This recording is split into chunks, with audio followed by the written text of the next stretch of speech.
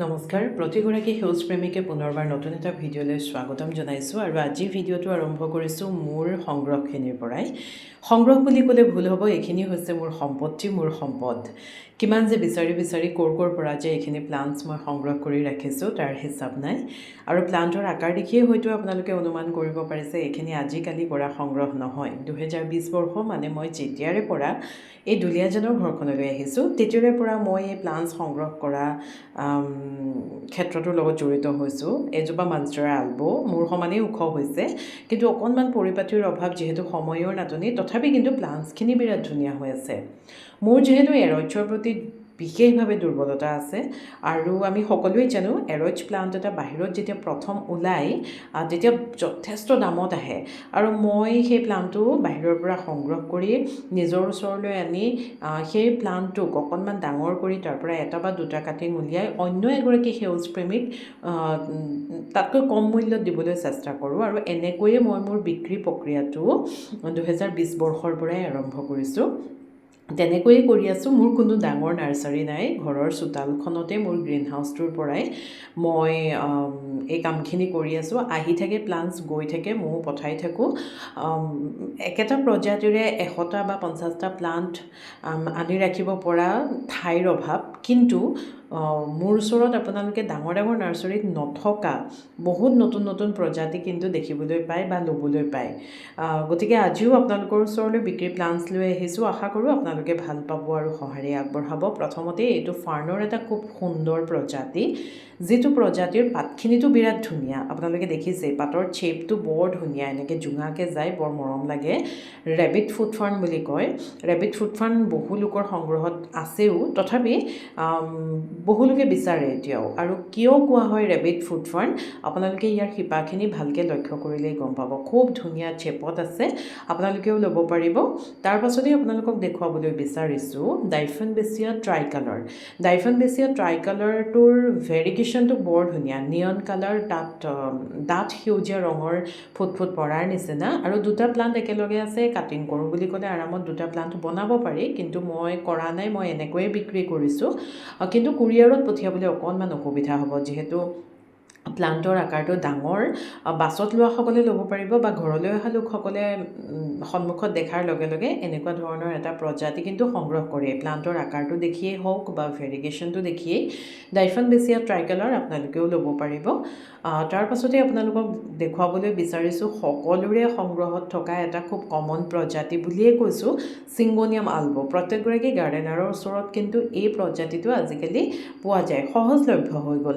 কিন্তু প্ৰথম ওলাওঁতে যে কিমান বিচাৰি আনিছিলোঁ। বাৰু যি নহওক, এই প্লাণ্টটো বিক্ৰীতকৈও আচলতে মই ইয়াৰ যিটো সৌন্দৰ্য, ইমান সুন্দৰ ভেৰিগেশ্যনৰ সৈতে প্লাণ্টটো জিলিকি আছে, সেই কথাটোৰ কাৰণেহে এই সৌন্দৰ্যখিনি আপোনালোকৰ লগত শ্বেয়াৰ কৰিবলৈ মন গ'ল। যিসকলে নতুনকৈ গাৰ্ডেনিং আৰম্ভ কৰিছে বা কৰিম বুলি ভাবিছে, আপোনালোকে এনেধৰণৰ যিখিনি ল' maintenance, easy to grow', easy to maintain, এনেধৰণৰ প্লাণ্টছসমূহ কিন্তু সংগ্ৰহ কৰি ৰাখিব পাৰে। খুবেই সুন্দৰ লাগে, গৰ্জিয়াছ প্ৰজাতি আৰু কম দামতে পাব। ভেৰিগেশ্যন বিৰাট ধুনীয়া, বগা সেউজীয়া আৰু এখিলা পাতটো সম্পূৰ্ণই বগা। গতিকে চিংগনিয়াম আলবো আপোনালোকে যদি ল'বলৈ বিচাৰে পাব। 10 কেৰেট এগ্লনিমা এইকেইদিন আটাইতকৈ বেছি পৰিমাণত বিক্ৰী হোৱা প্ৰজাতিটোৱেই হৈছে 10 কেৰেট এগ্লনিমা। বহু বিক্ৰেতায়ো সংগ্ৰহ কৰিছে, যিহেতু মই অতি কম মূল্যত দি আছোঁ, বিক্ৰেতাসকলে হ'লচেল প্ৰাইচতো পাব। আৰু কালাৰবিলাক আহিবলৈ ধৰিছে, যথেষ্ট ডাঙৰ ডাঙৰ আকাৰৰ প্লাণ্ট বৰ্তমানো বহুতখিনি এভেইলেবল আছে, ল'ব পাৰিব আপোনালোকে। তাৰ পাছতেই এগ্লনিমাৰ এটা খুবেই ধুনীয়া প্ৰজাতি, যিটো প্ৰজাতি নেকি পূৰ্বে মই কেতিয়াও বিক্ৰীৰ কাৰণে অনা নাই।